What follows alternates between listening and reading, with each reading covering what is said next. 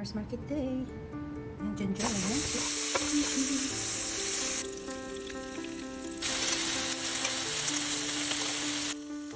Ang ating sarap na breakfast.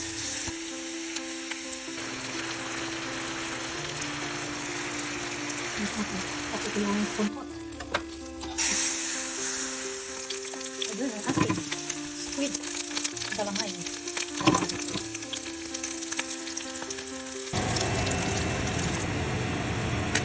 Fruit salad, powdered curry salad. 2 minutes. Perfect ang pagkaluto. Baked whiting fillet. Ayan. Ayun. Successful ang ating bitso. So, ito siya. Buburan mo lang siya ng brown sugar or white sugar after siya maluto. Ganyan lang siya kabilis. Ito kasi ang unang bitso na alam ko. Kasi dati sa amin madami nagtitinda ng ganito. Lalo na yung mga maraming tanim na kasawa. So, most of the time, ang bitso sa amin sa Cebu ay gawa sa kasawa. So, ito na nga yun. Bitso ni Mrs. G.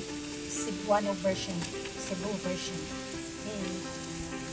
You. Happy birthday to you.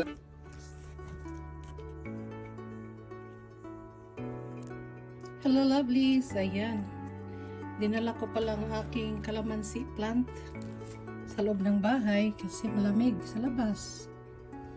But, unfortunately, nagkahulog-hulog na ang mga bunga. Tingnan niyo, oh. Ng mga maliliit na bunga ay nagkahulog-hulog na. I don't know what to do with this plant. Ayan, madaming nagkahulog-hulog. Nahinog na siya na kahit maliit pa. Naunsa naman eh. Pero napadya pa siya daghang bunga, oh. Guys, if you know what to do for indoor calamansi or indoor citrus plant, please share your ideas how to fix this plant, how to keep it indoors during winter time. Agoy, baka madido na itong aking tanim. Ayan, oh, tingnan nyo. So please comment on how to care for an indoor calamansi.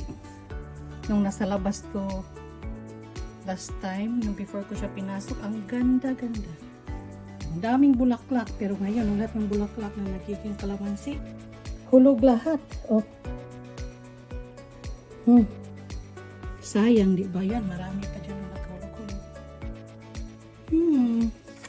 Sayang. Ang ating kalamondian. I don't know what to do. So this area in the house is somewhat warm. Nilagay ko siya dyan malapit sa bintana.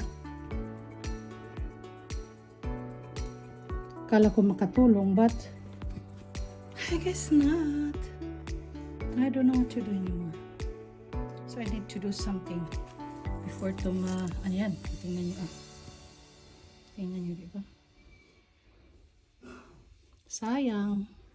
Yan, may malaki na. Siguro i-harvest ko na lahat ng bunga para hindi siya mahirapan ba. Kasi minsan pag may bunga, mahirapan siyang mag-survive. Kasi inalagaan niya or pinapalaki niya ang mga bunga. I-harvest ko na para hindi siya mahirapan. Okay, that's all for today, lovelies.